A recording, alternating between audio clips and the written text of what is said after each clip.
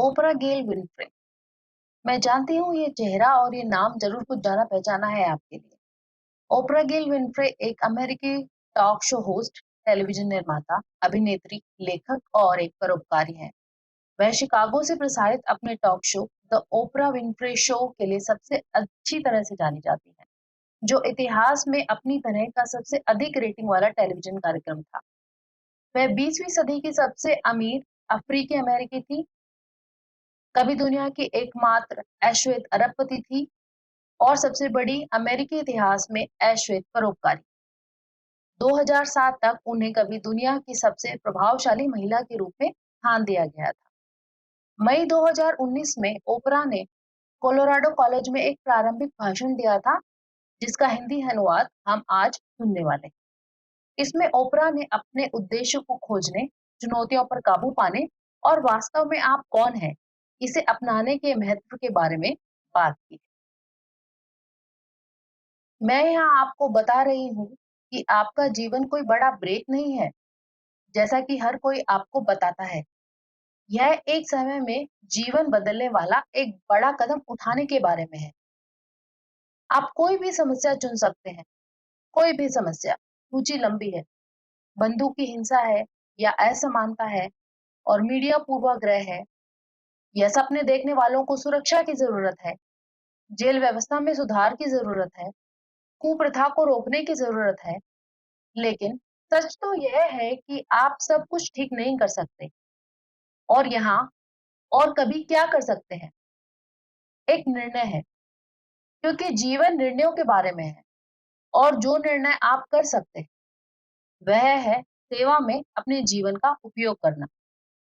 आप जीवन की सेवा में होंगे और आप बोलेंगे, आप दिखाएंगे, आप खड़े होंगे, आप स्वयं सेवा करेंगे, आप चिल्लाएंगे।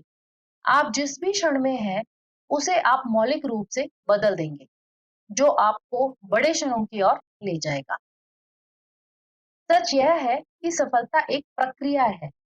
आप किसी से भी पूछ सकते हैं जो सफल हो रहा हो। मैं अभी अभी यहाँ की एक गली से गुजरी हूँ। एक सफल रेस्तरां मालिक, डैनी मेयर, जो यहाँ अपने पूरे परिवार के साथ बैठे हैं।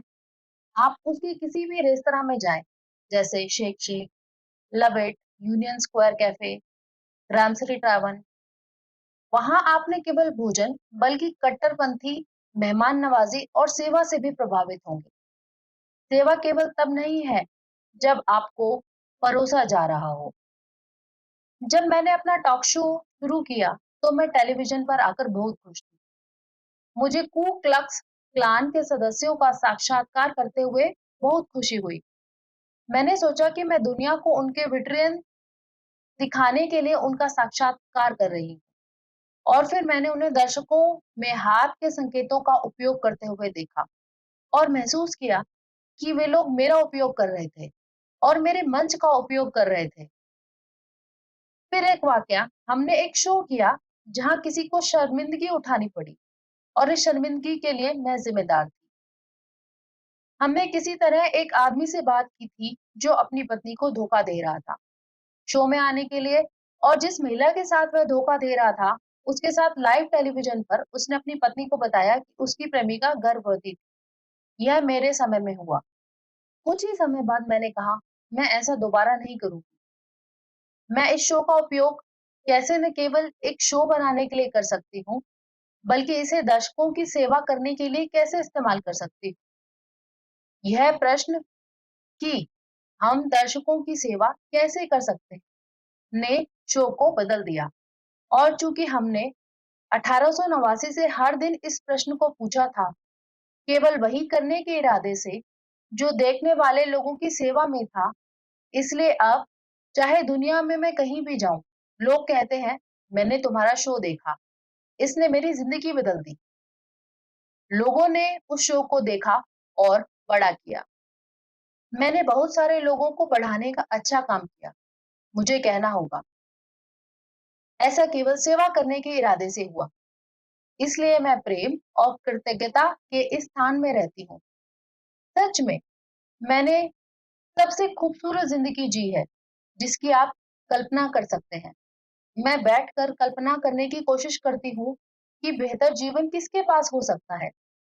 आप मेरे जीवन के बारे में जो कुछ भी कल्पना करते हैं, आप जो सोचते हैं, वह हमेशा उससे 10 गुना बेहतर होगा।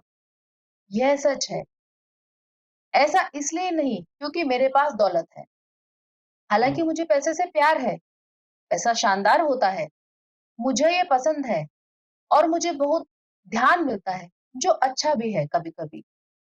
पर ये इसलिए है क्योंकि मुझे छोटे कदमों के लिए सराहना मिली। जो बीज बोए गए थे, मेरे जीवन के नक्शे के समान सामने आए, क्योंकि मैं ध्यान दे रही थी। आपको अपने जीवन पर ध्यान देना होगा, क्योंकि यह हर समय आपसे बात कर रहा है। यह मुझे एक स्पष्ट मार्ग पर ले गया। तो आज मैं आपके लिए यही कामना कर रही, आपका रास्ता स्पष्ट। मुझे पता है कि आपके भविष्य में क्या है और आप कितना पैसा कमाने जा रहे हैं। इस बारे में आपको बहुत चिंता है, लेकिन आपकी चिंता आपकी प्रगति में कुछ भी योगदान नहीं देती। मुझे आपको बताना होगा कि देखें कि आप कितनी बार चिंतित और परेशान थे और आज आप यहाँ हैं। आपने कर दिखाया। आप ठीक हो जाओगे। अभी मेरे साथ एक गहरी सांस लें और इसे दोहराएं। मेरे लिए हमेशा सब कुछ काम कर रहा है। यही मेरा मंत्र है। इसे अपना बना लो। सब कुछ हमेशा मेरे लिए काम कर रहा है, क्योंकि यह है और यह वैसा ही बना रहेगा जैसा आप बनाते हैं और अपना रास्ता खुद खोजते हैं। लेकिन पहले आपको नौकरी की ज़रूरत है। और क्या मैं यह कह सकती हूँ कि यह आपके जीवन का मिशन हो, ये ज़रूरी नहीं है। हमारा अपना एक बड़ा जुनून है, पर नौकरी ऐसा काम है जो आपका किराया चुकाता है और आपको आपके माता-पिता के घर से बाहर जाने देता है। क्योंकि हाँ, वे आपकी देखभाल करते-करते थक गए हैं और वे उम्मीद कर रहे हैं कि यह शिक्षा रंग लाएगी और यह उन तरीकों से होगा जिनकी आप कल्पना नहीं कर सकते। मैं लड़कियों के साथ बहुत सारे संस्थान, व्याख्यान और बातचीत का आदान-प्रदान करती हूँ। हम जुनून और उद्देश्य के बारे में बात करते हैं और अपने सपनों को साकार करने के बारे में बात करते हैं। लेकिन फिर मुझे एहसास हुआ कि मैं उन्हें भ्रमित कर रही थी और उनकी उम्मीदें बेकार थी। मेरी एक बेटी ने 2 साल पहले इंटर्नशिप के साथ स्नातक की उपाधि प्राप्त की। एक पुरानी कार खरीदी। मेरी मदद के बिना उसने यह किया। उसे अभी केवल 6 महीने ही हुए थे काम करते हुए कि उसने मुझे फ़ोन किया और कहा, "माँ, वो मुझे पदोन्नति देना चाहते हैं और मैं इसे लेना नहीं चाहती, क्योंकि मुझे नहीं लगता कि यह मेरे उद्देश्य को पूरा करता है।" तो मैंने कहा, "आपका उद्देश्य अभी उस नौकरी को रखना है। जो करना है, उसे करने के लिए, जब तक वह आप नहीं कर सकते, जो आप करना चाहते हैं।" मैंने ये पंक्ति महान वाद-विवाद करने वालों से उधार ली थी। सालों तक मेरे पास नौकरी नहीं थी और जो मैं नहीं करना चाहती थी, उसे करने के वर्षों के बाद मैंने अपने जीवन के लक्ष्य को ढूँढ लिया।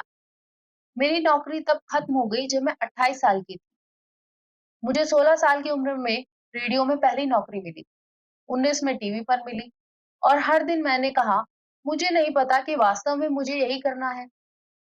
लेकिन मेरे पिता कहते थे, बेहतर है कि तुम इस नौकरी को रखो।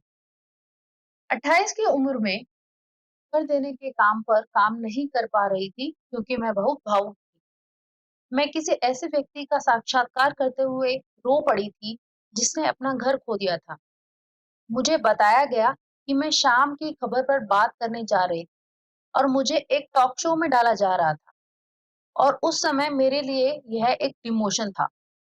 लेकिन वास्तव में मेरे लिए यह काम कर गया। स्नातक स्तर पर वर्षों से मैंने कहा कि असफलता जैसी कोई चीज नहीं होती, लेकिन होती है। मैंने यह भी कहा है कि असफलता आपको जीवन की एक अलग दिशा में ले जाती है और वह वास्तव में यह करती है। लेकिन जिस क्षण आप असफल होते हैं, वास्तव में बहुत बुरा लगता है। यह शर्मनाक है और यह बुरा है और यदि आप जीवित रहते हैं, तो यह आपके साथ होने ही वाला है। लेकिन मैं आपको गारंटी देती हूँ कि यह भी बीत जाएगा और आप ठीक हो जाएँगे। क्यों? क्योंकि सब कुछ हमेशा आपके लिए काम कर रहा है। मुझे अपने जीवन के संघर्ष के दौरान एक शो चलाने के साथ-साथ एक नेटवर्क बनाने की कोशिश के दौरान इसका एहसास हुआ कि मेरे पास सही नेतृत्व नहीं है और सब कुछ आपके आसपास आपका समर्थन करने के लिए सही लोगों के होने के बारे में है। मेरी सारी गलतियां मीडिया में थी।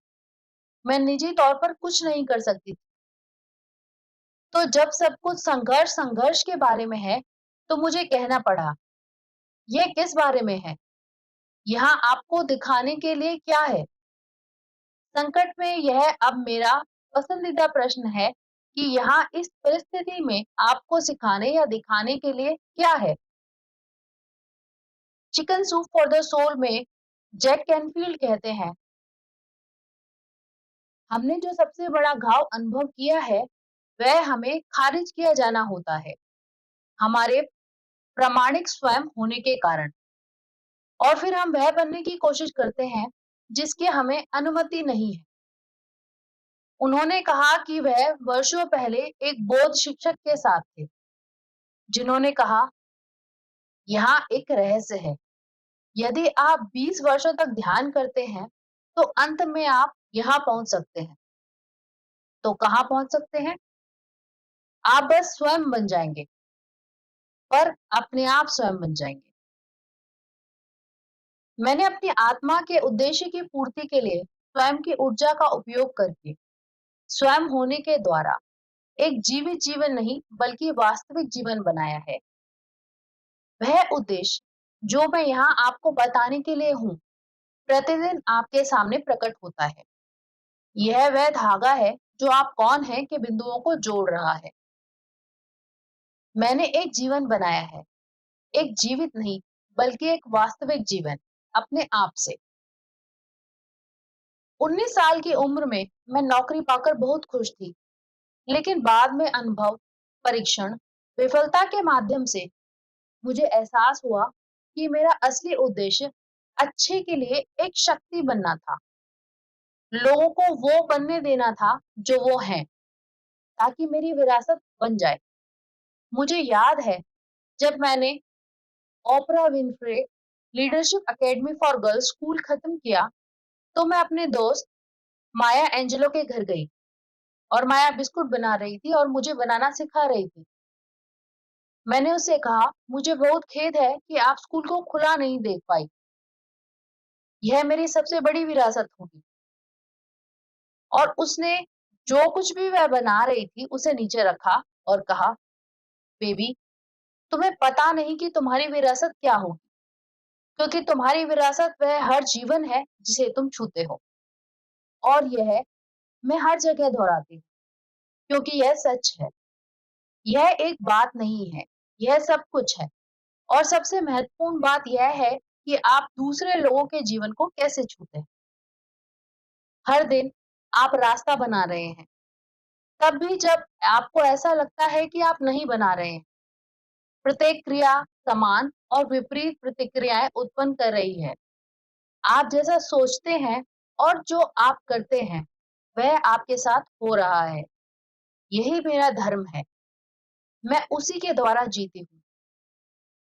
यह एक धन्य और शानदार जीवन का निर्माण कर रहा है। अगर मैं एक कक्षा को सिखाती हूँ कि कैसे अपना सर्वश्रेष्ठ जीवन जीना है, तो इसमें कुछ रत्न शामिल होंगे जो मुझे विश्व के नेताओं से मिले हैं, लेकिन कुछ मेरे पास भी हैं। हाँ, जब आप लोगों से बात करते हैं, तो आपको उनकी आंखों में देखने की जरूरत होती है। आपको अपनी प्रतिबद्धताओं को निभाने की जरूरत है। आपको हर दिन अपना बिस्तर बनाने की जरूरत है, क्योंकि जब आप ऐसा करते हैं, तो यह आपके पूरे घर को बेहतर बनाता है। और आपको अपने सेल फोन को खाने की मेज पर छोड़ना होगा। तो आपको आज की ओपरा विनफ्रे की ये स्पीच कैसी लगी? हमें कमेंट सेक्शन में ज़रूर बताएं। वीडियो को लाइक और शेयर करना ना भूलें और चैनल को सब्सक्राइब करना भी ना भूलें। मैं फिर से आऊँगी आपके लिए एक नई स्पीच लेके।